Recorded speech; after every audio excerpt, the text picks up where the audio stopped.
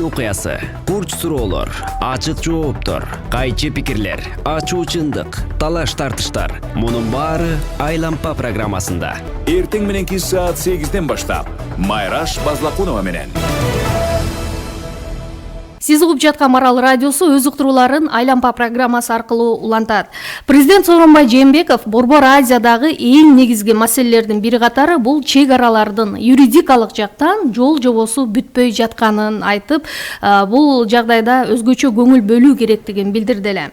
Бүгүнкү күндө кыргыз, тажик, кыргыз, өзбек эки тараптуу сүйлөшүүлөр кандай жыйынтык берип жатат? Чек ара чырын убактылуу эмес биротоло чечүүнүн бүгүн жолдору барбы жана аларды кантип ишке ашырууга болот деген соолго жооп издегенге аракет кылалы деп турабыз. Ошондуктан чек ара көйгөйүнө байланышкан маселелер болсо, сиз түз эфирде байланышка чыгыңыз. 680606 студиянын номери, мындан тышкары 0552 68 0606 WhatsApp номерине дагы суроо пикирлерди жөнөтсөңүз болот. Студиянын мейманы Кыргыз Республикасынын вице-премьер-министри Жеңиш Разаков. Саламатсызбы, Жеңиш мырза? Саламатсызбы. Ошондой эле Кыргыз өкмөтүнүн жер ресурстары боюнча агенттигинин жетекчиси Каныбек Ботобаев. Саламатсызбы, Каныбек мырза? Студиябызга кош келипсиздер. Бизде суроолор абдан көп болот, ошондуктан мүмкүн болушунча ар бир угармандын байланышка чыккан замандаштарыбыздын суроолоруна жооп алып берүүгө аракет кылалы. Жеңиш мырза, мына бүгүнкү күндө ошол мамлекеттик чек аралардын ичинен өзгөчө кыргыз-тажик чек арасы мындай абдан опурталдуу болуп турат. Буга чейин дагы бир нече жолу ар кандай кагылышуулар болуп келди. 2018 жылы бир 21 жыл ичинде 27 ошондой эки тараптуу чыр болсо, ал эми үстүбүздөгү жылдын 7 айында эле алардын саны бир 30га чукул болуп кеттир да. Бул демек чек аранын делимитация, демаркация иштеринин аягына чыкпай аткандыгынан болот абы. Анан бүгүнкү күнгө мына ушул факты боюнча айта турган болсок, канча пайызы такталды, дагы канча пайызында мындай иштер жүрүп атат? Саламатсыздарбы, урматтуу радио угармандар, урматтуу бүгүнкү эфирдин катышуучулары. Негизинен Тажик Республикасы менен баарыңарга маалым болгондой эле делимитация маселелери 2002 жылдан тартып жүргүлүп келатат.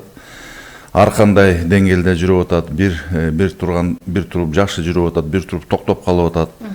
Айтып кетчү нерсе, жалпы кыргыз-тажик чек арасынын жалпы узундугу 970 чакырым түссө, бүгүнкү күнгө ушул эки өкмөттүк делегациялардын деңгээлинде 519,9 чакырым макулдашуу бекитилген. Ал эми жумушчу топтордун деңгээлинде мамлекеттик чек аранын 77,71 чакырымы сызыгы баяндалып жазылган. Бүгүнкү күнгө жазылбаганы 373 чакырым болуп эсептелинет. Бул деген негизинен жазылып бекилген чек ара аймактары бул тоолуу мурда Союз мезгилинде дагы такталып жазылган чек аралар болуп эсептелинет. Ал эми жазылбай калган 373 чакырым бул деген баягы эл көп жашаган жер, эки элдин мындай жыш жашаган жерлери бүгүнкү күндө ошол жазылбай мындай сүйлөшүүлөр болуп иш жүрүп атат. Негизинен айтып кетчү нерсе, бул жерде эми чек ара тактоо ишинде эң негизги маселелердин бириси бул укуктук негиздерди тактоо болуп эсептелинет. Ушул жерде тажик тарап менен кыргыз тараптын мындай пикир келишпестиги айтылып келатат.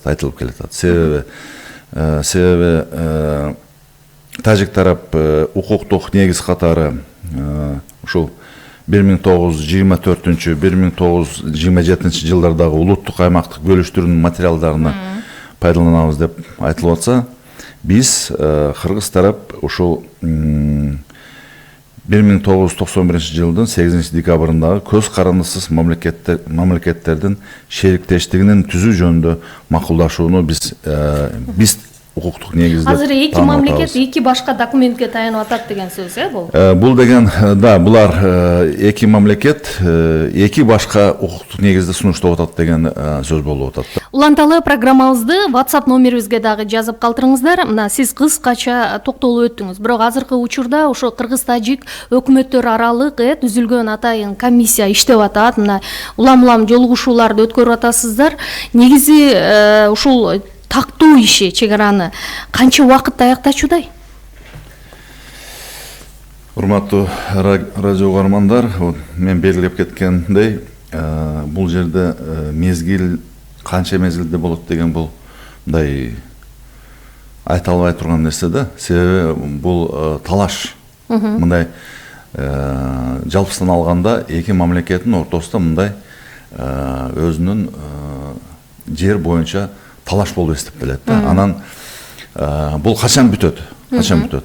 Эки тарап келишип, бир мындай эки тарапка тең ыңгайлуу шарттарды белгилеп, чек ара жазылганда, эки тарап кол койгондо, бир мунасага келгенде ошондо бүтөт да. Бирок бул чек ара тактоо иши мындай өтө ыкчам бүтпөсө дагы ар кандай жанагыдай чыр чатактар орун алып кетип атпайбы? Бул маселе дагы өтө кооптуу болуп атат да.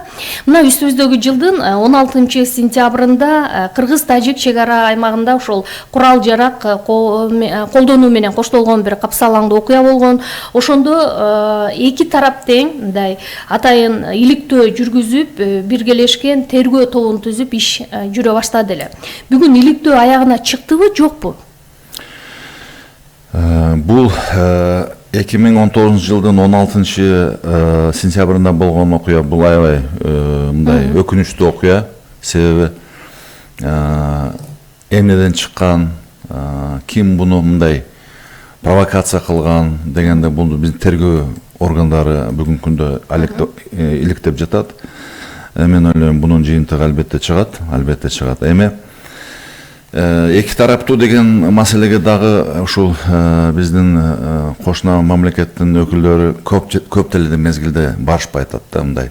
Буну ачык айтышыбыз керек. Мындай тажик тараптын кызыкчылыгы болбой атабы, Болбой атат, ачык айкын, эмне себептен чыкты, ким биринчи атты, кандай иш аракеттер болду ошол атышууда дегенге мындай толук кандуу биз менен кызматташууга барышпай атат да.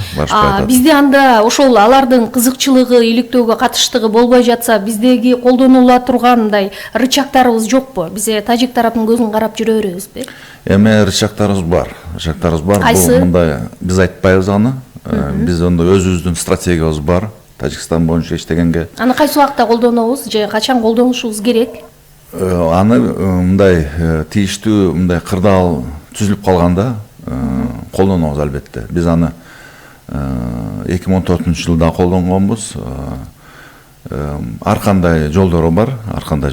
Албетте бул мындай биз да каалабайбыз ошондой ырчактар колдонгон, бирок тилекке каршы кээ бирде ушундай кырдаал болуп калат да. Ал эми атышуу боюнча эми урматтуу радио угармандар, менин деңгээлимде бир 2 жылга чукул болуп калды, 2 жылга жакындап калды мен ушул комиссияны жетектегениме. Бирок бунун тарыхы абдан терең. Баарыңарга маалым болгондой, ошол кыргыз-тажик чек арасында бир топ мындай куралдуу кагышуулар болгон. Адамдардын өлүмү менен коштолгон куралдуу кагышуулар болгон тарыхыбызда бар. Бул 68-жыл, 75-жыл, 89-жыл, андан кийинки жылдарда. Башкача айтканда, мындай куралдуу кагылышуу болбойт дегенге бизде мындай неме жок. Кепилдик жок. Себеби кээ бирде мындай провокаторлор чыгып калып атат чек арада. Наркы тараптан да, берки тараптан да ушундай провокациялар болуп калат. И ошол провокациянын негизинде ушундай чыр чатак чыгып кетип атат да. Эми мен ойлойм, биз ага жеткирбейли деген аракетибиз бар. Негизи. Бирок анда профилактикалык кандай жумуш жасалышы керек? Мына сиз жакшы билесиз, буга чейин деле президент Тажик Республикасынын президенти менен жолугушууларды өткөрдү. Мына ушул эки тараптуу жолугушуулар эмне үчүн жыйынтыгын бербей жатат деген ойдосуз анда? Эме бүт маселенин бардыгы бул жерде баягы укуктук негиздер тактоодо болуп эсептелинет да.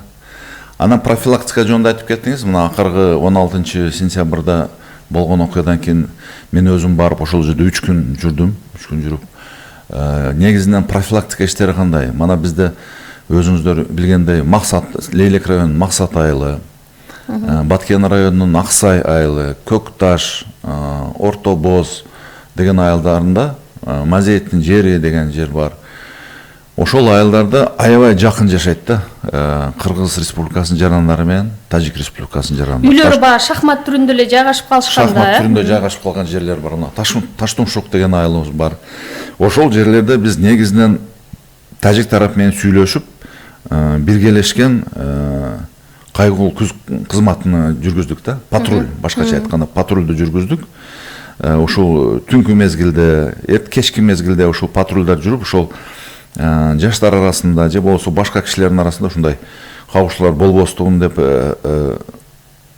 максат кылып жүргүзүп атабыз. Буюрса бүгүн ошолордун дагы мындай жакшы жыйынтыгын берип атат. Экинчи маселе ушул биздин чек ара кызматтарынын ортосундагы баягы түшүнбөстүк. Кээ бирде ушул неме бири-бирин түшүнбөгөндөн дагы ушул кээ бирде атышуу чыгып кетип атат да. Чынын айткандачы, бул жерде негизинен чек ара кызматы боюнча. Алар боюнча дагы мына ошол чек ара кызматтарынын төрагасынын деңгээлинде биз жыйындарды тез уюштуруп турабыз. Ушул чек арада жүргөн биздин чек арачылар менен алардын чек арачыларынын баягы бири-бириге кылган мамилесин дагы бир аз Эми бул жумуштун бардыгы мындай милдеттүү түрдө жасала турган жумуштар болуш керек да, туурабы? Албетте. Азыр байланышка чыккан угармандуу алыкчы, суроолор аябай көп. Тогу тери жерин айтканга аракет кылсаңыз, саламатсызбы? Алло, саламатсыздарбы? Угат атабыз сизди. Жеңиш мырза, салам алейкум. Алейкум Атым Жылдызбек. Мындай да Жеңиш мырза, азыр эми ал жерде иштебей атат деген ал туура эмес. Колуна келгенин кылып эле кыргыз тарабы. Өзбек, Тажикстан тарап бизге кызыктар болбой атпайбы? Анан мен Жаксайга да мен өзүм да барып келдим, майда көрүп келдим. Майраш туура айтып атат, шахматный порядке бир жолдун бир жагы кыргыздар болсо, бир жагы тажиктер экен да. Өтө ушундай сплаш болуп кеткен экен да. Анан айтсаңыз, мына ушул жердеги мурдагы бийликтин тушунда баягы тажиктер кирип келип эле миграция негизинде ошолор биздин үйлөрдү сатып алып, жеме кылып ушинтип кирип калган да. Мамлекет кайра ошол жерлерди кайра сатып алып, же болбосо ошол жерге чек арага макам деген макам берилгенден кийин ошолорго жеңилдеткен кредит, же болбосо бир ишканаларды ачып берсек, ошол жердеги элдер рахмат ошолорго чек арачынын ролун аткаруучу. Чек арачылар десе мен жаңылышпайм. Ошолор биринчи рет ошол болду, рахмат. Ошол аймактын, жанагы чек арага, чектеш аймактарга өзгөчө статус берүү маселеси бул бир жагы. Экинчи, ал жердин социалдык экономикалык абалын жакшыртуу, инфраструктура түзүмдөрүн иретке келтирүү. Канча каражат бөлдү? Мен жакында эле жогорку кеңеште бүт ошол чек ара боюнча жообумду бердим. 2012-жылдан бери 4 миллиардтан ашык акча ошол биздин чек ара аймактарга бөлүнгөн. Бул жол инфраструктурасы, суу инфраструктурасы, социалдык объекттер, жана ошого окшогон объекттер. Мисалы үчүн мен ошол жерде 5 жыл губернатор болгонмун. Бүгүнкү кырдаалды, мисалы үчүн 2010-жылкы кырдаал менен анан алдыңкылар менен салыштырып болбойт. Бүгүнкү күндө биздин ошол өтө көйгөйлүү жерлерибиз болгон, ошол мезгилде бул Баткен районунун Аксай айылы, Баткен районунун Бөжөй айылы, биз ошолордун баарына изоляциядан чыгарып, көз карандысыз жолдор менен камсыз кылып, бүгүнкү күндө ошол жерде балдар бакчаларынын курулуштары, мектептердин курулуштары жана башка иштер жүрүп жатат. Көз карандысыз жолдор салуу да алар дагы жүрүп жатат. Мисалы үчүн айтканда, мурда эме мындай да, бул маселени да мындай тереңирээк айтып коюш керек. Мурда Аксай айылы негизги аймакка чыгыш үчүн Кыргызстан, мисалы үчүн районго барабы, областка барабы, албетте Тажик Республикасынын аймагынан өтүп, анан барчу. Бул деген баягы Исфара районунун Хожалоя деген айылы болчу. Ошол жерде дайым конфликттер болчу. Мына тажик тарап бир кандайдыр бир чыр чыгарам десе, ошол жерден биздин жарандарды ташбаранга алып, башка кылып ошол жерден чыгарчу. Бул тарыхый түшүнүктүү, бүгүнкү күндөгүсүн айтсаңыз. Мен сизге ошон аны түшүнүш үчүн тарыхты билиш керек да, кандай болгонун. Бүгүнкү күндө мына 2014-жылы мына өкмөт, президентибиз, өкмөтүбүз жардам берип, ошол бүгүнкү күндө Көкташ Аксай көз карандысы жолу, Аксай Рабат көз карандысы жолдор салынган.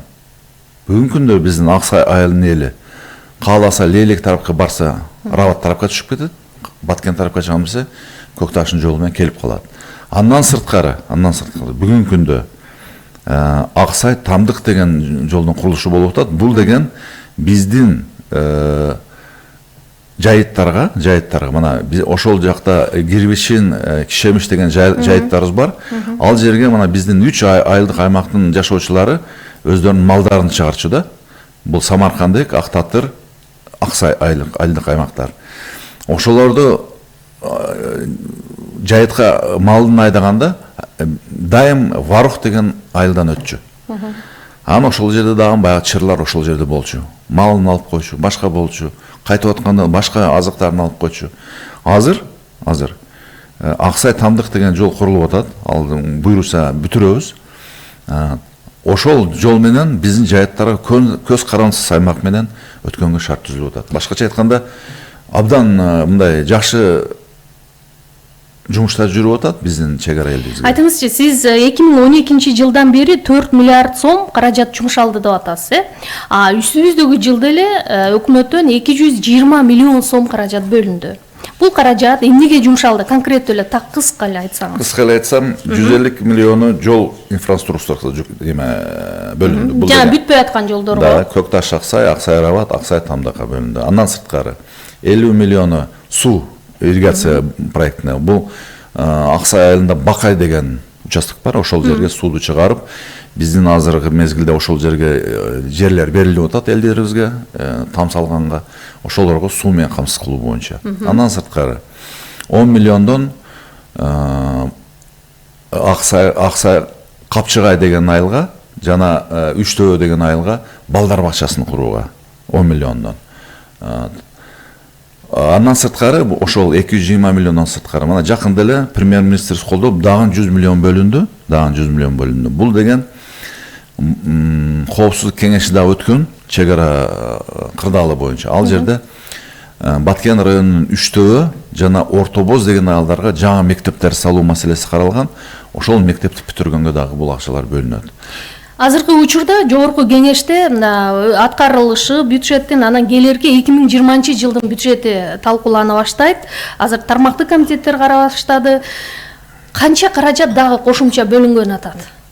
Эми урматтуу радио угармандар, мына көпчүлүгү билет, биз бул маселе менен көп айтып жүрөбүз. Бизде бүгүнкү күндө өзгөчө статусу бар чек ара аймактарды өнүктүрүү боюнча мамлекеттик программа иштелип атат. Биринчи этабы 2012 жыл, 2017 жыл болгон. Азыр экинчи этабы 2018-2020 жыл. Ар жылга 100 миллион сомдон каралган. Бул деген баягы ошол бизде чек ара өзгөчө чек ара статусу бар айылдарда ирригация маселеси болобу, же кандай бир орчумдуу бир маселелер болсо, ошолорго мындай атайын тизме толтурулуп, ошолорго иштетилет. Бул деген бул дайыма бөлүнчү маселе да. Андан сырткары, мына мисалы үчүн капиталдык салымдар беренеси боюнча, бир нече мектептердин курулушу жүрүп атат. Бул мындай да, каржы кызматкерлери жакшы билет. Булар башка багыт менен кетип атат да. Мисалы үчүн мамлекеттик программа өзүнчө болсо, капиталдык салымдар ал өзүнчө берене менен билебиз. Уланталы азыр кийинки угарманды саламатсызбы? Кулак сизде, айтыңыз сурооңузду. Саламатсызбы? Саламатчылык кыска айтсаңыз, Жеңиш мырза, мунагу чек ара маселесин караганда парламент айрыкча. Силер эшитчи алып карайсыңар да, сыр деп коюпчу. Ошондо эл ичинде айтып жүрөт да, ошо жогорку кеңештин депутаттары да башка чиновниктердин кызыкчылыктары бар. Ошон элден жашат, ошон үчүн бул маселе көпкө чейин чечилбей келе жатат. Контрабанда ташлап. Токон Мамытов ошо сиздин ордуңузда иштеп атканда чек араны жаап койгондо проблемалар көбү токтолуп калды эле. Чек ара маселесинде чечебиздер, тажиктерде кызыктар болуп калган болчу. Бул биринчиси. Экинчиси жана атышуулар болуп атат дейсиз. ОДКБ маселесинде чет өлкөдөн кол салганча ОДКБ киришпейт деген уставка ушунда бир кирип калган экен да башында. эми мына убакыт көрсөтүп атат. Биз өз алдынча атышып атабыз да. Эгерде апак орустар киришмейинче административдик жана линияларыбыз чечилбейт. Биз өзүбүздүн чек-арабызды, өзүбүздүн жерлерибизди талаштуу маселеде силер коюп атасыңар. Рахмат. Ушу Марал радиосуна келген айыл өкмөтүнүн мүчөсү бизге Марал радиосуна айткан, ал биздин жерлер деп. Аны болсо МВД чакырып алып, абдан кыйын берде сурак кылышты. Рахмат, түшүнүктүү болду. Кыскараак жооп берсеңиз. Жабык өткөрүлгөн боюнча, жогорку кеңеште болобу же башка жерде болобу, жабык түрдө өткөргөн боюнча бизде мамлекеттик купуялар жөнүндө мыйзам бар. Анда ушул көрсөтүлгөн, бир беренеси менен көрсөтүлгөн мамлекет, өкмөт жүргүзүп жаткан сүйлөшүүлөрдө, ошол сүйлөшүүлөрдө биздин өкмөт максималдуу пайда алабыз деген сүйлөшүүлөр бул мамлекеттик купуя маселесине кирет. Бул деген биз эртең өзүбүздүн кызыкчылыгыбызды, мамлекетибиз кызыкчылыгыбызды, элибиз кызыкчылыгыбызды коргой турган бир шарт болуш керек да. Мисалы үчүн элге маалыматтын жетпей жатышы да көп сырды жаратат экен да. Мындай да, эми көпчүлүк мезгилде жериндеги элдер жакшыны эле айтып атат. Жериндеги аксакалдар, мына барган жерибизде аксакалдарыбыз баары айтып атат. Ушул бере турган жерди берип, ала турган жерди алып бүтүрбөйсүңөр деп атат. Анан баягы бул деген сүйлөшүү да. Эртең мисалы үчүн бул жерди берип, бул жерди алабыз, же болбосо кандай да кырдаал болот, аны сүйлөшүүнүн жыйынтыгы менен болот да, жыйынтыгы менен болот. Ошон үчүн баягы мисалы үчүн бир жер берилип калса, мисалы үчүн айтам да, мындай биздин элдер да түшүнсүн деп атам да. Ал жер боюнча кандай бир мындай интернет булактары бүгүнкү күндө мындай ыкчам түрдө чыгып атат да. Анан ал жерди биздин стратегиябызды биз мындай кылайлы дегенди интернет аркылуу чыгарат биздин журналисттер, башкалар. Анан ага тиги тарап, кошуна тарап реакция кылат. Эртең ошол биз божомолдоп аткан нерселер мындай кылайлы деп аткандар бузулуп кетет. Башкача чечим кабыл алынып кетиши мүмкүн экен, каршы чыгып калат. Ошон үчүн бул мыйзамда көрсөтүлгөн. Ошон үчүн биз буну неме кылып атабыз. Бул аксакал айтып аткан, бул чоюлуп атат, депутаттардын мындай кызыкчылыгы бар деген таптакыр мындай туура эмес маалымат. Бүгүнкү күндө биздин органдар тийиштүү деңгээлде иштеп атат. Мен азыр сын пикир айта албаймын. Буюрса жакшы жумуштар болуп атат чек ара аймакта. Мен ойлойм, бир күндө эле, бир заматта эле кырдаалды мындай жакшыртып койгонго мындай болбойт. Буну мындай акырындап, этап менен жасап кетиш керек. Бизде абдан көп суроолор келип атат, түшүп атат. Мен азыр WhatsApp'тагы суроолорду кыска жооп алууга аракет кылам. Угуп атабыз сизди, саламатсызбы? Кулак сизде, айтыңыз.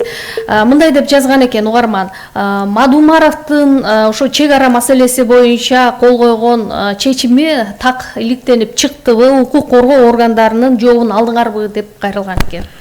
Кыскараак. Ошол протокол боюнча бүгүнкү күндө улуттук коопсуздук мамлекеттик кызмат тарабынан сотко чейинки өндүрүш жүрүп жатат. Толук жыйынтыгы чыга элек. Чыкса буюрса мен ойлойм аны билет бар.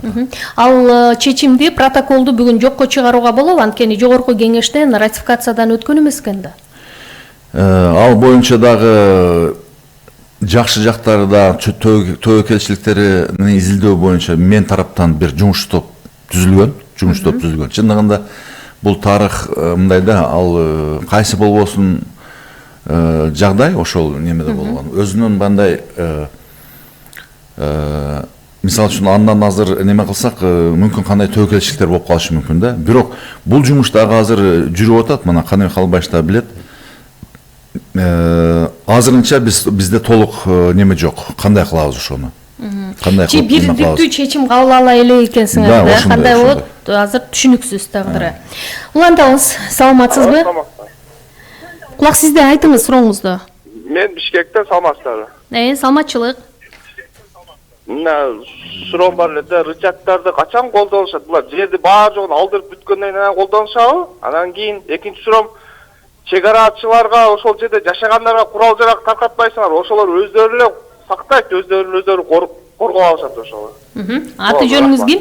Аскар Бишкек. Аскар мырза, жооп берип койсоңуз.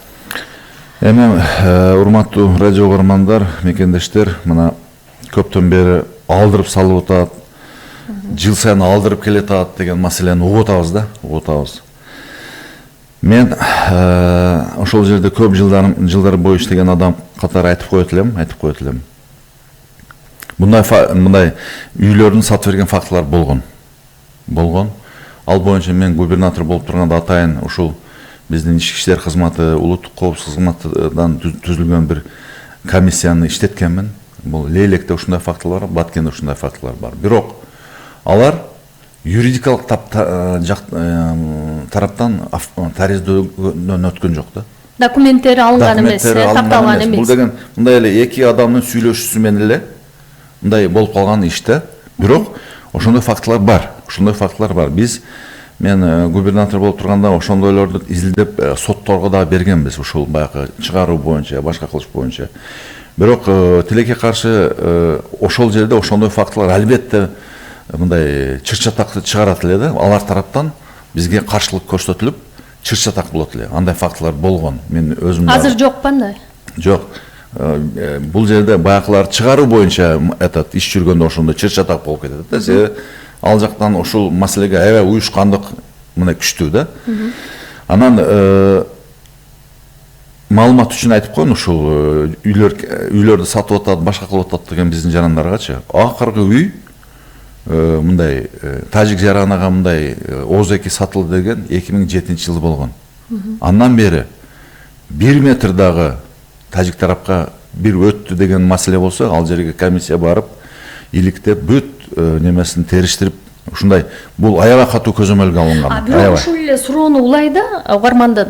Мисалы, тажик тараптан жарандарына кыргыз тараптан багы үйлөр сатылып кеткен убагында. Бирок анын бардыгы кыргыз жеринде турат, Кыргызстандын жери. Ошолор эч кандай документи жок. Бүгүн эмне болот алардын тагдырычы? Мындай түшүнүксүз болуп атпайбы? Бул кантип чечесиңер? Мисалы үчүн бул сүйлөшүүдө, азыркы сүйлөшүүлөрдө алар биздин жер катары эле сүйлөшүлөт.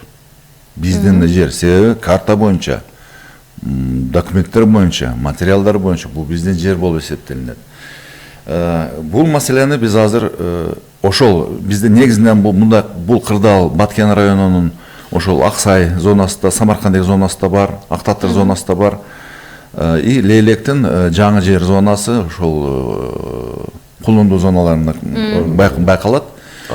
Аркада. Биз айтып атабыз, бул жерлерди алмашайлык деп атабыз. Эгер ушундай болуп калды, алмашайлык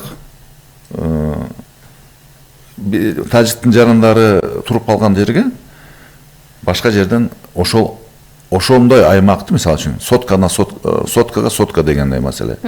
Ошондой аймакты бизге бөлүп бергиле деп биз азыр, мен билишимче 6 вариант сунуш бар, Каныбек Кылбаевич. Ошолор боюнча иштеп атабыз. Алардын пикири кандай болуп атат? Бул сунушка көнчүдөйбү, мисалы тажик тарап? Негизинен булар мойнуна алып атат, ушундай фактылар боюнча мойнуна алып атат.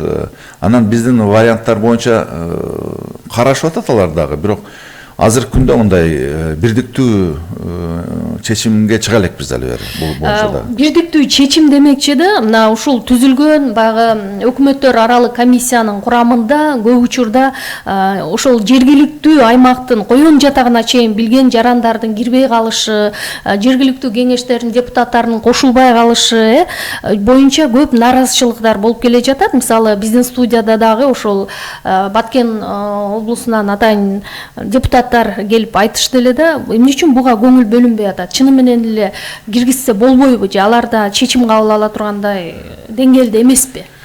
Биздин комиссия ачык комиссия. Биз ар бир жарандын сунушун угабыз. Бизге келип өздөрүнүн сунушун айтканга ар бир адам укуктуу. Ал эми комиссия киргизип алардын мүчө катары пайдаланыш, бул деген маселе эки тараптуу кызматташуунун маселеси. Мисалы үчүн алар бизге депутат катары кирсе жергиликтүү, анда тажик тараптан да киргизиш керек ошол жергиликтүү депутаттардын немелерине. Бул жерде мен мисалы үчүн биз аябай ачыкпыз, биз элден качкан жерибиз жок. Жоқ. Кайсы маселе болсын біз немені угабыз.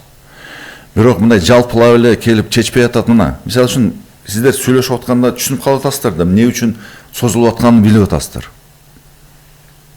Себеби анын өзүнүн процедурасы бар. Албетте эми процедурасын эки тараптагы макул болуш керек да. Анан силер чечпей атасыңар деген маселе мындай. Андай кызыктай угулат да, мындай биз чечпей тургандай болуп неме болуп атат да, мындай байкалып атат да. Жо, сынды айтканда дайыма мындай жаман угулат, бирок жергиликтүү эл дагы күйгөнүнөн, мындай чыдамы кеткенинен айтып атса керек менимчечи, айла жоктончу. Азыр угарманды угуп көрөлүк, анан жооп бересиз. Саламатсызбы? Комиссиянын курамында айтып коюш. Саламатсызбы? Саламатсыз. Угат аба, сизди айтыңыз, сурооңузду өзүңүз таныштырып койсоң. Эмне үчүн? Айтыңыз. Эмне үчүн тажик өзбектер биздин чегара басып киришет? Эмне үчүн кыргыздар биз ошолордун жерлерин баса албайбыз, кире албайбыз, кыла албайбыз да? Может, алардын мамлекет элдерин айтат койсо, кыргыздын жерлерин барып алгыла, onu кирип алгыла, тинчкөдө айтат болуш керек деп ойлойм да. Эмне үчүн мигранттар, ар эле мигранттар көп. Тиле мигранттар бар. Эмне үчүн ошол жерлерин бизге кызык болот да? Бактай мамлекеттин, тажиктин, өзбектин мамлекеттин башчылары түпкө өтпөсө элинечи эле ошо кыргыздын жерине баргыла, басып алгыла деп. Рахмат.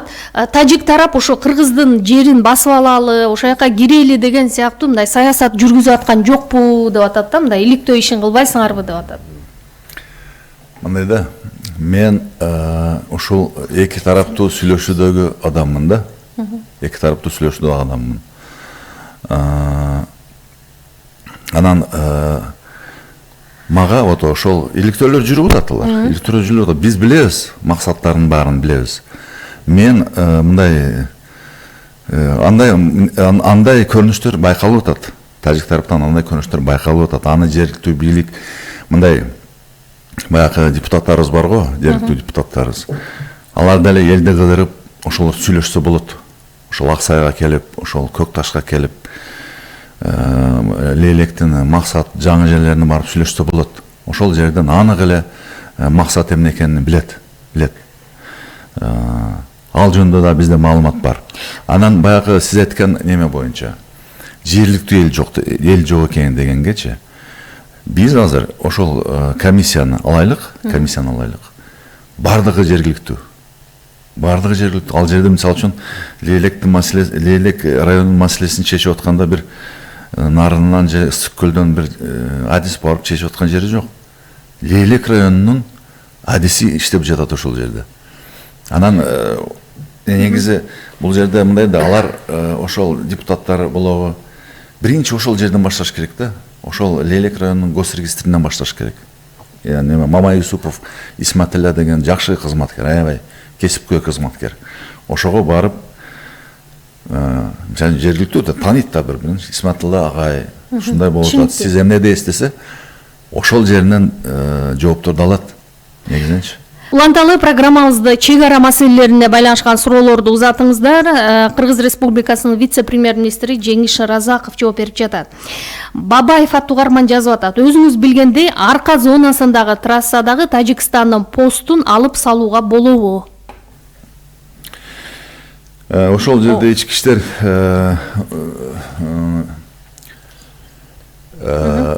бул Исфара Худжан трассасы Тажик Республикасынын ички иштер министрлиги тарабынан пост турат. Эми бул мурда сүйлөшүлгөн, мурдатан бери коюлган, иштеп келаткан пост. Бул эми мындай башкача айтканда, албетте биз кандай бир башка жерлерде посттор коюлса, биз сүйлөшүү жолу менен баягы өзүбүздүн кандай иш-чарабыз менен киргиштирип алдырсак алабыз. Болбосо койсо мындай макулдашып коюлабыз. Мен бул пост боюнча айтат элем, ал бүгүнкү күндө биздин жарандарга эч кандай тоскоолдоо көп деле жок. Чек ара маселесин чечүүдө 24-жылдагы документиби же 58-жылдагы документти негиз кылып жатасыңар. Эмнеге ошол документти тандадыңар? Колуңарда архивден алынган карталар барбы дейт? Биздин радио угармандында такыр маалыматы жок экен. Биз 24-жылды, 58-жылды эч качан карманган жокпуз. Биз ушул мен белгилеп кеткен көз карандысыз мамлекеттик шериштигин түзүү жөнүндө макулдашууну ошону укуктук негиз катары карап атасыңар. Угат абыз, сизде саламатсызбы? Кийинки угарманыбыз берип атат да, анклав болуп калуу коркунучу бүгүн толук жокпу, болбосо жергиликтүү элден айрым депутаттар ушуну айтып чыгышкан эле дейт. Буйруса мен баарын айтып коеюн. Мына мен ошол боюнча баягы азаттыкка барганда дагы чыккан. Анклавда буйруса калтырбайбыз эч кимди. Ишенимдүү айта аласыз? Ишенимдүү. Мен иштеп атамбы? Ишенимдүү айта алам. Кийинки угарман, саламатсызбы? Алло, саламатсыздарбы? Угат абыз, өзүңүз тааныштырып койсоңуз алгач. Каныбек, Бишкек шаарынан. Айтыңыз. Мен оюмча мындай да, бул жерде күч структурасынан МВДны же СМБны бир мекемени ошол жерге апарып отуруш керек да, граница Баткен областыначы. Ошолор непосредственно ошону менен сталкиваться эткенде анан түшүнөт. Ага чейин түшүнбөйт буларчы. Анан убагында Назарбаев өзү интервью берип атканда мен уккамын. Граница булар биздикинен да чатыш, Өзбекстан менен Казакстан и Тажикстан менен Өзбекстан. Ошол граница бүткүчө мен до конца турганмын деп Назарбаев өзү айтканда, булар кача беришет, ошону качпастан туруп до конца бүтүрүш керек да, ушунчалык бир эрк берипчи. И силовой структураны обязательно бирөөсүн апарып отуруш керек. МВДны, СМБны же прокуратураны. Ошондо анан булар түшүнөт кандай экенин. Рахмат, кыска эле жооп берсеңиз. Бүгүнкү күндө Ички иштер министрлиги, улуттук коопсуздук кызматы жана башка тийиштүү күч кызматтары бизде тийиштүү деңгээлде ал жерде камсыз болгон. Анан урматтуу Назарбаев Нурсултан Абишевичтин айтканы боюнча менде маалыматым жок экен. Угат абыз, кийинки угарман, саламатсызбы? Айтыңыз, сурооңуз. Кайра байланышка чыксаңыз анда. Негизи дагы бир маселе, биз бүгүн Кыргыз-Тажик чегарасы мындай опурталдуу болуп турат деп ошого көбүрөөк басым жасап атабыз да, бирок ошол эле учурда Кыргызстан менен Өзбекстандын чегарасы боюнча дагы маселе. Буга чейин чегаранын бир 85%дайына такталды, чекит коюлду, эми бир ашып кетсе 15% калды деп айтылып жатат. Мына өткөндө Кыргызстан Өзбекстандагы элчиси Ибрагим Жунусов Кыргызстанга келгенде да ушундай маалымат берди окшойт. Эки өлкөнүн лидерлери жолугуп, анан маселенин чечилген чегара тилкелерине кол коюлат депчи. Ошондо 15% калды дегенибиздин бардыгына чекит коюлгандабы? Кыргыз-Өзбек чегарасы боюнча туура айтасыз. Акыркы келишимге кол коюлганда 1170 чакырымга кол коюлду. Бул деген 85%ды түзөт. Андан кийин дагы жумуш улантылып, бүгүнкү күндө ошол калган 15%дан орто эсеп менен алганда бир 8-9% бүттү. Бизде болгону 5-6% эле калды. 5-6% калды. Бирок орчумдуу жерлер калды, аябай мындай орчумдуу мындай жерлер калды. Азыр Өзбек тарап менен бизде активдүү иш жүрүп атат. Мен белгилеп кетчү нерсем, Өзбек тарап менен бизде мындай түшүнүү көбүрөөк, алар дагы ушу бүтүрөлү деп мындай аракеттери бар. Эми мен ойлойм, мындай бул жерде дагы эки тарап бир акыркы маселелер боюнча бирдиктүү ойго келсе, бүтүп да калышы тез арада болуп калышы мүмкүн. Түшүнүктүү. Кийинки угарман, саламатсызбы? Саламатсызбы? Угат абыз, сизди өзүңүз тааныштырсаңыз. Мен Бишкектен, атым Мурат. Мурат мырза, Угат абыз. Бул жерде Жеңиш Байкөк айтып кетейин дедим эле. Айтыңыз тез. Ошол рычагты эртерээк колдонбосо канча эл өлүп кетип атпайбы? Ошол нерсени түшүндүрүп айтыш керек аларга, канча мусулман эл өлүп кетип атат. Жана сиз айтпадыңыз беле, рычагдарыбыз толтура депчи, ошону эртерээк колдонбойсузбу деп атат да. Эми мындай да, урматтуу Мурат, энем же агам болосунбу? Негизинен рычагты колдонуш болот, бирок бир нерсени эстен чыгарбашыбыз керек да. Ошол биздин жергиликтүү чегарада жашаган элибиз көпчүлүгү ушул чегара соода менен жашап атат. Чегара соода мындай кичи карым катнаштары бар. Анан чын айтканда мына Тажик аймакта мына Кыргыз Кыштак деген айыл бар, Матпари деген айыл бар, жана неме Каракчыкум деген айылдар бар да. Ошол жерде биздин этникалык кыргыздар жашайт. Анын көпчүлүк туугандары Кыргызстанда. Алар катташыш керек бири-бири мененчи. Ал эми мына Тажик улутундагы жарандарды алсак деле биздин аймакта дагы абдан көп жашайт. Мына Лейлек районунун Андарак айылы, Кадамжай районунун Үчкоргон айылы, Айдаркен айылы, ошолор бардыгы тажик улутундагы биздин жарандар, алардын дагы ошол теги тарап менен карым катнаштары бар. Абдан мындай эл бири-бири менен тез катташат бири-бири менен. Соода сатык деген бар. Ошол бар да, анан ошонун баарын эске алып туруп мындай чара көрүшүбүз керек да негизи. Жеңиш мырза, ошо чек ара көйгөйүнө келгенде мындай эки тараптын тынчын алгандагы бул жанагы мыйзамсыз соода сатык иши же контрабанда деп коелу да, элге жакшы түшүнүктүү болуш үчүн бул дагы өзгөчө чоң таасир этип жаткандыгы айтылып келе жатат. Ал түгүл ошол контрабанданын ана башы катары бир топ үлкөн чиновниктер жөнүндө дагы мисалдар бар да. Бул боюнча эки тарап эмне жумуш жүргүзүп атасыздар? Конкреттүү айтсаңыз. Конкреттүү айтканда, урматтуу радио угармандар, негизинен чек ара соода иштери бул дүйнө жүзүдө бар нерсе. Бул чек арада жашаган элдер ошол кошуна мамлекеттин соода саттыктан пайда көрүп жашашат да. Түшүнүктүү ал эми мындай сиз айткан аткезчилик боюнча. Эми бул маселе биз бул маселе менен күрөшүп келе жатабыз, дайым мониторинг кылып атабыз, башка кылып атабыз. Мына бүгүнкү күндө Өзбек Республикасынын президенти урматтуу Шавкат Миромонович Мирзиёев жүргүзүп аткан саясаттын негизинде Өзбек-Тажик чек арасы толук ачылган.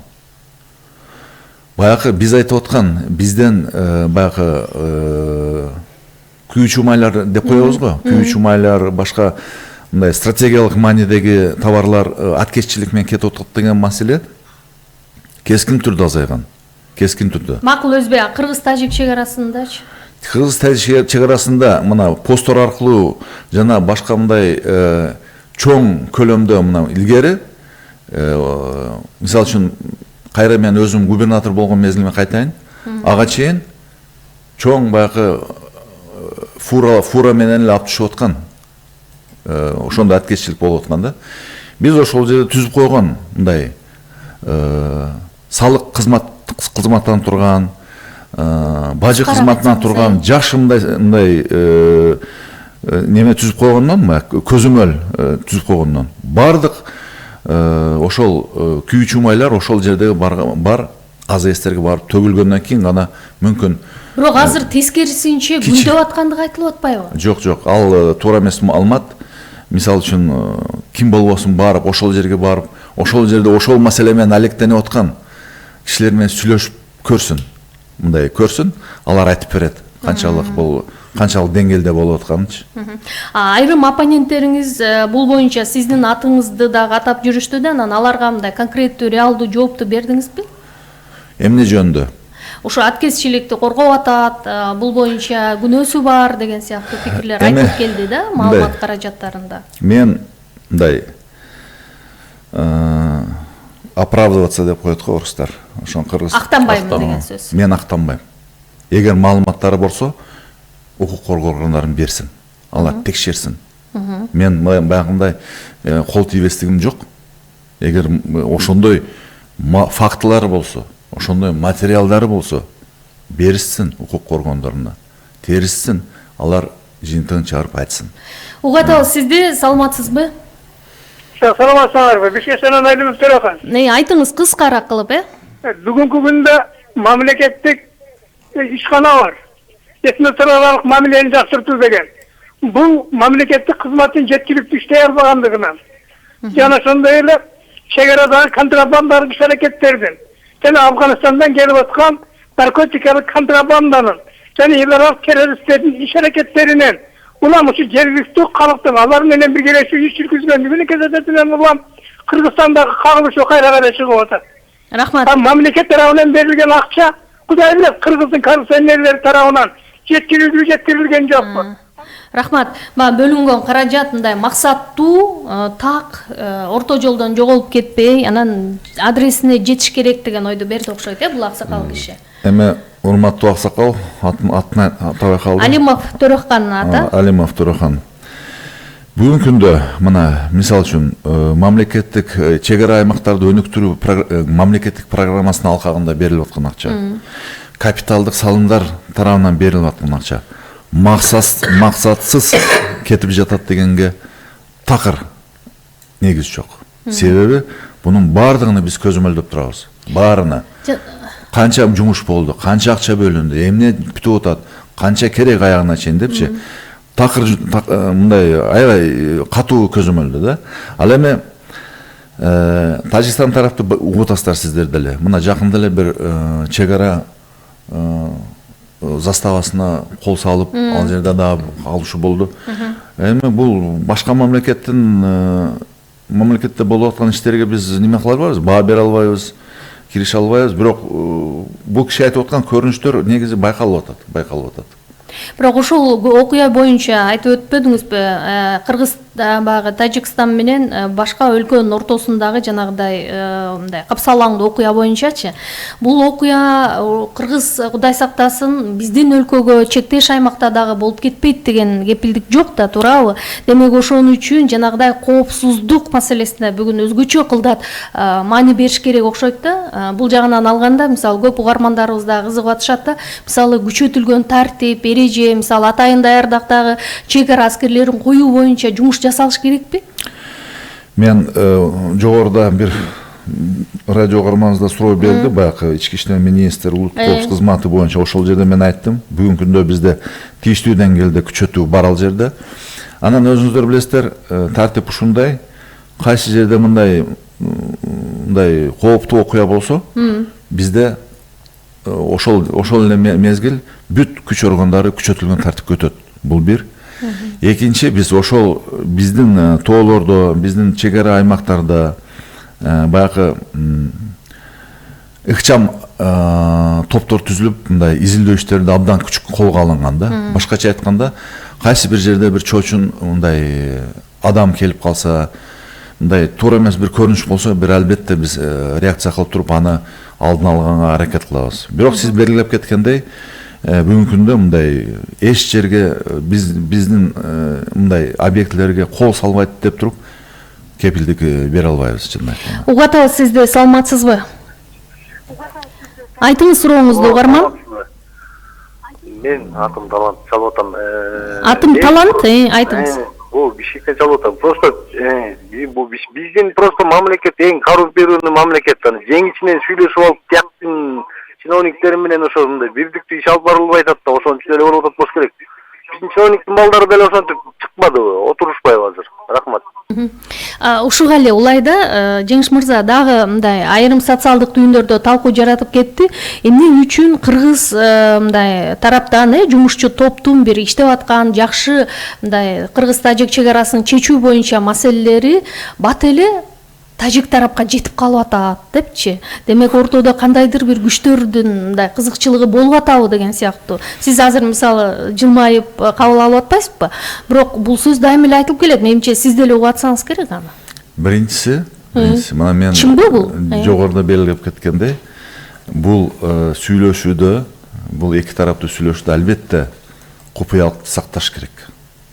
Аны сактабасак, тигиндей кылабыз, буну мындай кылабыз десек, ал албетте массалык маалымат каражат интернетке чыгат, алар угат, көрөт, анан өзүнүн кандайдыр бир мындай каршы иш аракеттерин жасайт. Бул бир. Бул комиссиянын курамынын ичинен чыгып кетип атат да. Жок, мен мына бул кырдаал жөнүндө айтып атамын. Экинчиси, комиссиянын ички курамынан мен эми бүгүнкү күндө 100% деп неме кылбайм го, но бирок мындай кандайдыр бир немелер болушу мүмкүн. Бул боюнча биздин улуттук коопсуздук мамлекеттик кызматы иштеп жатат. Мен атайын тапшырмаларды бергенмин. Ушул жерде комиссияда сүйлөшүлгөн сөз, айтылган маалымат эч жакка чыкпаш керек. Бул абдан өзүнүн купуялыгын сакташ керек. Сүйлөшүү болгуча. Сүйлөшүүдө анан кандайдыр бир жыйынтыкка келсек, биз албетте эл менен барып аны кеңешебиз. Мындай кылсак кандай болот, мындай кылсак кандай болот. Албетте бизде мындай өзүбүз эле мындай сүйлөшүп чечип койгон мезгил болбойт. Биз албетте ошол жергиликтүү эл менен кеңешип туруп, бирдиктүү чечимге келип туруп гана чечим кабыл алабыз. Мурдагыдай мындай кандайдыр кагазга кол коюп коюш, тигиндей кылып коюш жок бүгүнкү күндө. Жок, андай болбойт. Биз бүт бардыгыны сүйлөшүп бүткөндөн кийин эл менен макулдаштырып, анан кийин чечим кабыл кылабыз. Мисалы кыргыз тарап өзүнүн чечимин сунушу менен барганча аны айткычак деле тажик тараптын контр аргументи даяр болуп калып атпайбы? Анан ошондон улам элде дагы ушул жумушчу комиссия боюнча бир аз нааразычылык болуп аткан чыгар. Угуп атабыз сизди, саламатсызбы? Саламатсыздар. Кулак сизде, айтыңыз. Мен айтар элем мына Жеңиш Разаковду. Өзүңүз тааныштырып койсоңуз, Мен Абдыкадыр. Мындайда бул кишичи мына чек араны чече ала турган киши эмес да. Өткөндө тиги тажиктердин маектешүүсүндө өздөрүн алып качып, ошол тажиктерге макул келип эле ошондой биздин жерибизди тартырып турган акыбалга барып калды да. Ошол киши ордуна мен кыла албайм, мен башка киши койсун деп өзү мындай ыктыярды айтпайбы эле. Рахмат. Рахмат. Сизге жолдоп атат да, суроосунчу. Сиз бул киши азыр канча жыл болуп калды, анан чече албайт, мүмкүн башка кишиге сунуш кылса болобу дейт да, төрагасы катары комиссиянын. Эми канча жылдан бери деген бул мен жөнүндө эмес. Мен болгону 1 жыл ашыгы мен буну жетектеп келатам.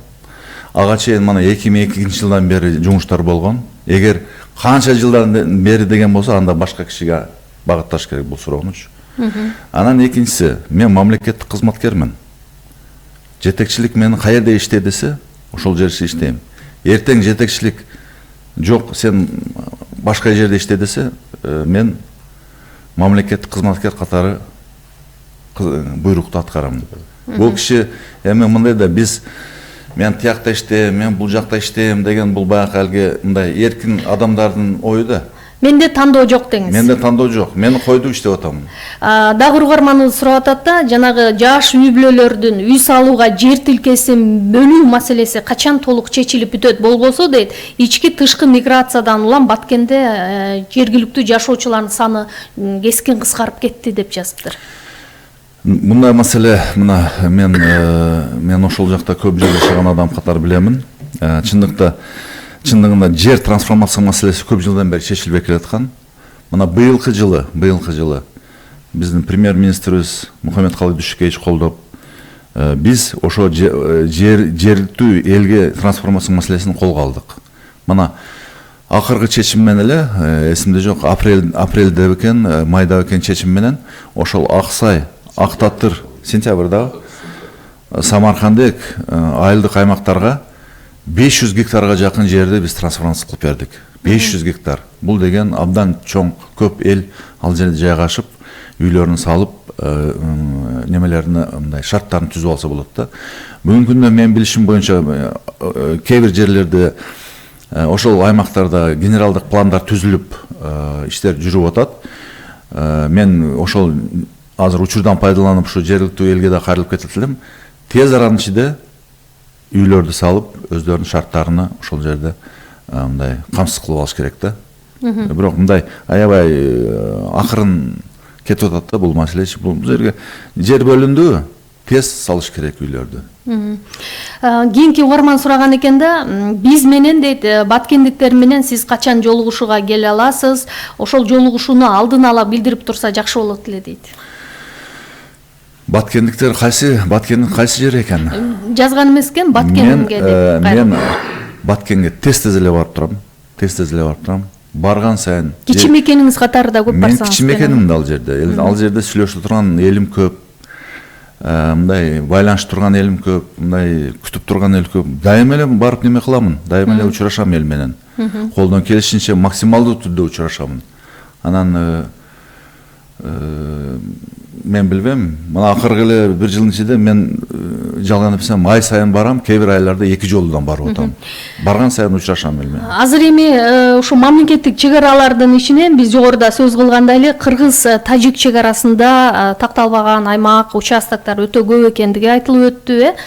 Делимитация, демаркация иштери жүрүп аткандыгын, эки тараптуу сүйлөшүүлөр болуп аткандыгын айтыңыз. Бирок биз мындайдыр бир көзгө көрүнө турган да жылышты канча убакыттан кийин сесек болот? Багы эл дагы нана турган барбы убакыт? Мына мисалы үчүн мамлекет чек ара аймагынын маселесин чечүүдө бир гана ошол азыр көрүп атпайсыздарбы? Биз тараптан аракет аябай каттуу. Мына биздин президентибиз урматтуу Сооронбай Шарипович дагы бул абдан катуу көзөмөлдө кармап турат. Ошол акыркы Сооронбай Шарипович акыркы учурашууларда мына тажик тарап менен мына Исфара шаарында, Чолпон Ата шаарларында мына 26-27 июньларында учурашканда дагы бизге талап абдан катуу коюлган. Ошол жерде мындай дайыма иштечү жумушчу топтор болуш керек. Үзү иштебей, күн сайын, жума сайын иш болуш керек деген тапшырмасы бар. Биз ошонун негизинде бүгүнкү күндө иштеп атабыз. Бизде ошол жергиликтүү Бөрүбаев, Назирбек Нарматович жетектеген, ал киши да Лейлектен. Ошол киши жетектеген жумушчу топ иштеп атат. Тилекке каршы биз сунуштарыбыз абдан көп. Мына мисалы үчүн алмашуу маселеси боюнча дагы биз айттык, 6га жакын варианттар сунуштадык, башка кылдык. Тилекке каршы кошуна тараптан мындай кандай десем, ал тарап кадам жасабай аткан экен да. Ошо бүтүрөлүк, аягына чыгайлык деген мындай кадамдар бир аз мындай жакшы болбой атат деп айттым. Анда эгерде ушундай убакыт улана берсе, жана сиз бизге ачык айткан жоксуз, бирок ошондой кадамдар жасалыш керек экен да. Биздин колдоно турган рычагдарыбыз жетиштүү деп атпайсызбы, туурабы? Албетте. Чоң рахмат. Биздин студиянын мейманы Кыргыз Республикасынын вице-премьер-министри Жеңиш Разаков, ошондой эле Кыргыз өкмөтүнө караштуу жер ресурстары боюнча мамлекеттик агенттиктин жетекчиси Каныбек Ботобаев болушту. Кыска айтсаңыз, 10 секунд. Рахмат, мен 10 секунд. Мына эми ар кандай интернет сайттарында, башкаларда мына неме кылышып атат, ар кандай маалыматтар таратышып атат. Бул бардыгы акча менен каржыланган иш-чаралар. Бунун бардыгы так, маанеси жок, далили жок нерселер. Мен урматтуу радио угармандар, урматтуу мекендештер кайрылып кетет элем. Кандай маалыматтар болсо бизде укук коргоо органдары бар, ошолорго бериңиздер, ошолор тактасын. Рахмат сизге. Кайрадан бул маселенин чечилиши боюнча дагы кайрылабыз деп ойлойм. Ушуну менен Айлампа программасын жыйынтыктайбыз. Чек ара көйгөйүнө байланышкан маселелерге жооп алдык. Кайрадан эфир аркылуу жолукканча аман болуңуздар.